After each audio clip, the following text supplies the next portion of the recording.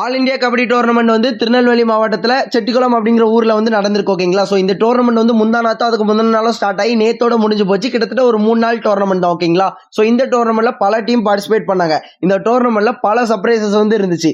முக்கியமா யாதவ் அகாடமி அப்படிங்கிற ஒரு டீம்ல அவரோட ஸ்டார் ரைடர் பங்கஜ் அப்படிங்கிற ஒருத்தர் வந்து வேற மாதிரி பிளே பண்ணார். அதை பத்திலாம் நாளைக்கு அதுக்கு அடுத்த நாள் வீடியோஸ் வந்து கண்டிப்பா வரும். அதே போல நம்ம ஐசிஎஃப் டீம் நம்ம சுதாகரனுக்கு வந்து கிரீன் கார்டு கொடுத்திருக்காங்க. அவர் வந்து ரொம்ப கோவப்பட்டு சில மேட்சஸ் எல்லாம் பிளே பண்ணார். என்ன ஏது அப்படிங்கறத பத்தி நாளைக்கு வந்து டீடைல்டா ஒரு வீடியோ போட்டுடலாம். அதே போல அதிக பிகேஎல் ஸ்டார்ஸ் இருக்கிற சவுதர்ன் ரயில்வேஸ் டீம் வந்து குவார்டர் ஃபைனல்ஸ் கூட வரல. ஓகேங்களா. நம்ம அபிஷேக் அண்ணே, செல்வமணி, நரேந்திர கண்டோலா, சுமித், நிதிஷ் இந்த மாதிரி பிகேஎல் ஸ்டார்ஸ் இருந்தும் அவங்களால குவார்டர் ஃபைனல்ஸ் கூட வர முடியல.